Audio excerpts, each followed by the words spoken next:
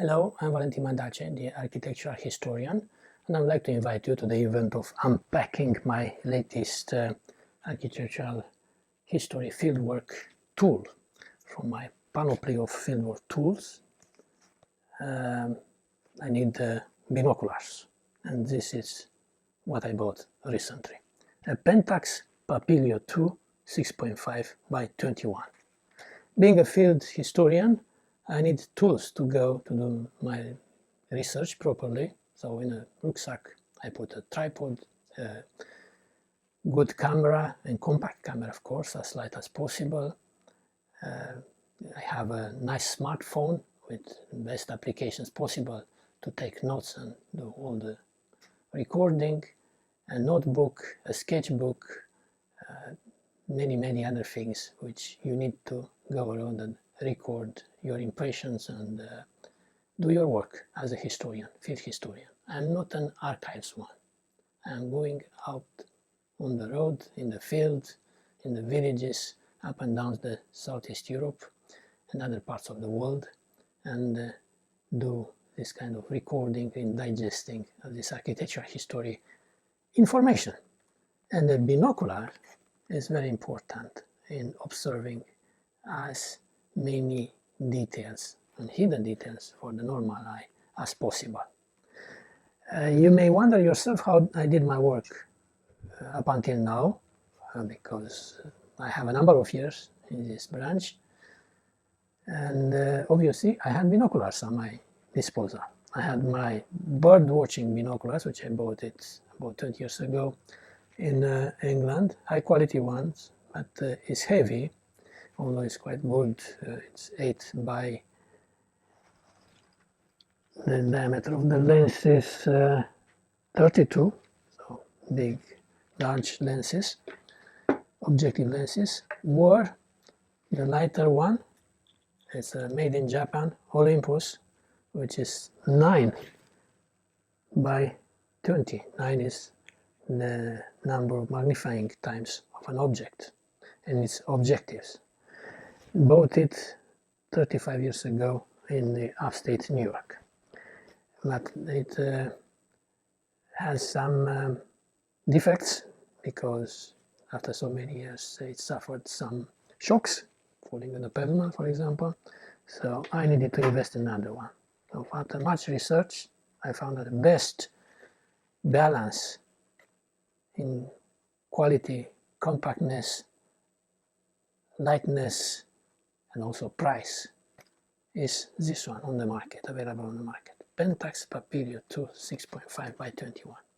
So it comes in this nice simple box, and as we open it, we have here the instructions booklet in a few languages, of course, because I bought it in Romania, so its warranty is within the Romanian legislation, Romanian jurisdiction, certificat de calitate și garanție. So let's hope that I will not have to appeal to an eventual repair. The holder, which is quite impressive, sturdy, good quality, a bit larger from what I expected, but nevertheless it keeps well the binoculars. Here are the eyepiece protection, and then the binoculars themselves.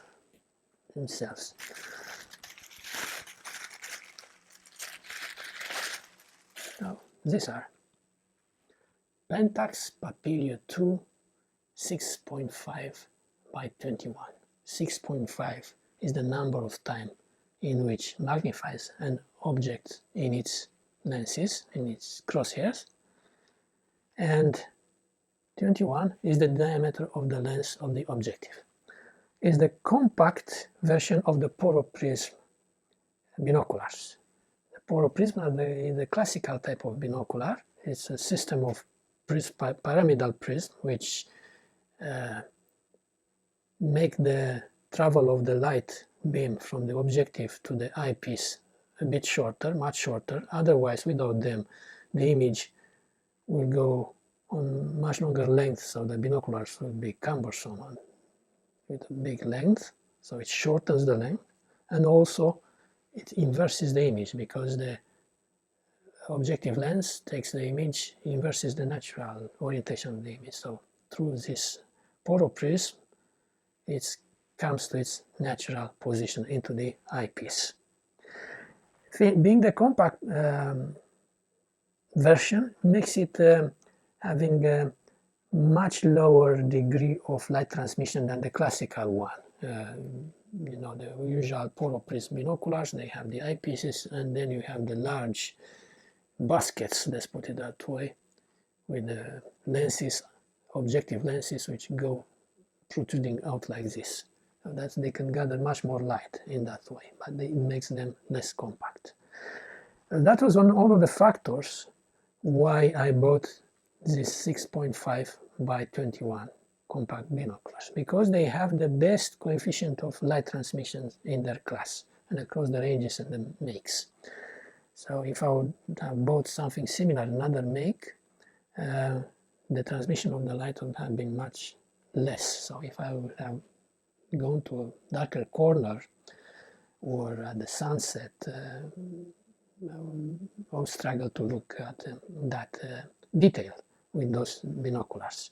Even in their own kind of family, binoculars which magnify by 8 is the next step, they have a much less coefficient of light transmission than this one. So I had to make a balance between the magnification of the objects in the crosshairs and the light transmission. So 6.5 sounds quite small, and what's the point to have binoculars if you don't do 8 times, 10 times, 12 times as the ranges go, if you can go like that.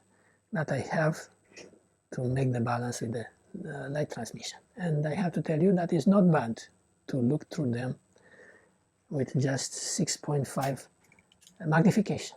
It's good enough in my opinion.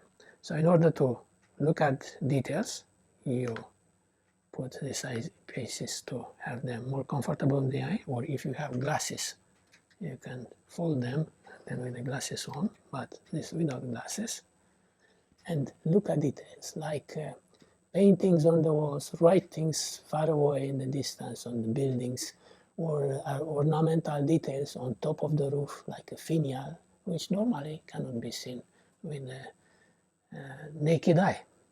Also, it's important when I am inside the buildings, when I do the research of the interior design of that building.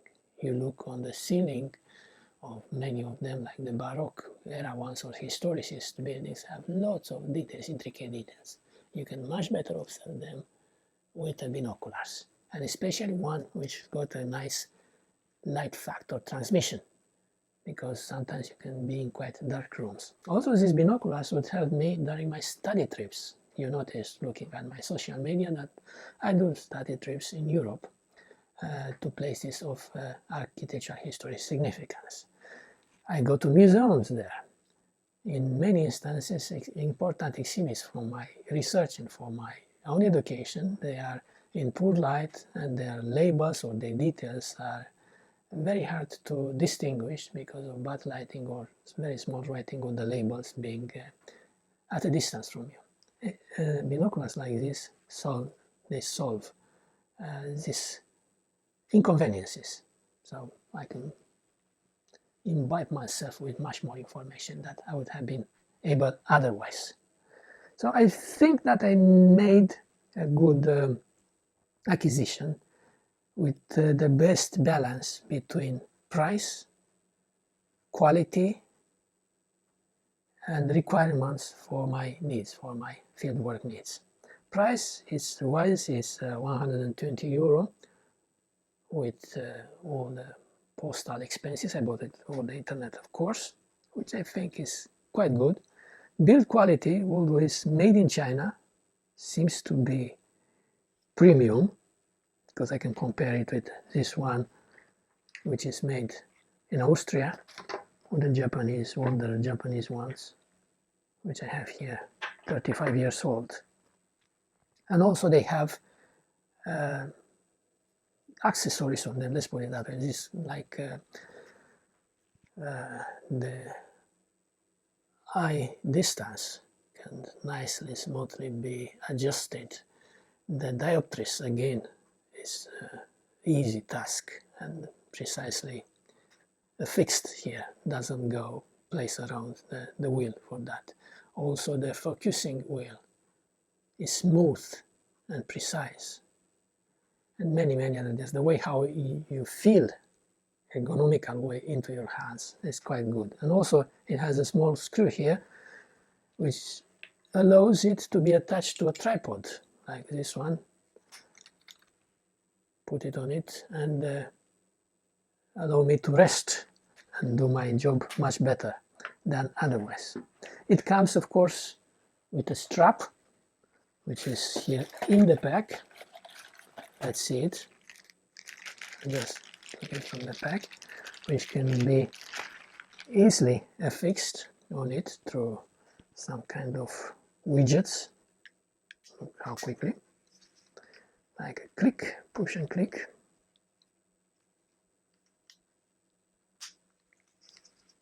Voila, and I can put them around my neck. The weight is about 300 grams, 219 something grams, which is okay for me. I would have liked to have to be like these ones, the older ones, but these ones are really a toy.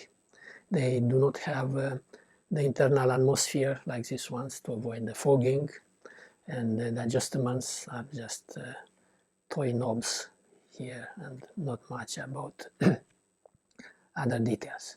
The advantage was the price and also the good quality optics, and also being made in Japan. It was a you could tell it that it was a Japanese, even toy, toyish. It did its job, but as I said, after so many years, accidents happen, and now they lost it because the misalignment, the poro prism, you cannot, they do not have the accuracy of what they used to have. The other one is much more expensive. When I bought it in England, it was decades ago, 2 decades and something ago, they cost £450. Now they're cheaper. The price went down, but nevertheless, even now, it's quite high. The problem, apart from bulkiness, is the weight. It's about 1 kilogram. It's made from brass, covered by this rubber with internal nitrogen atmosphere. So it's a bit of a problem to go with hanging on your neck for hours doing your architecture history for field work. It gets you tired. This one is a much better solution in that regard. So I hope that you found interesting this unpacking, and I gave you a glimpse into my panoply of tools for architecture history fieldwork. I'm Valentin Mandache, your architecture historian, specialist in the architecture history of Southeast Europe. We'll see each other very soon. Thank you. Bye-bye.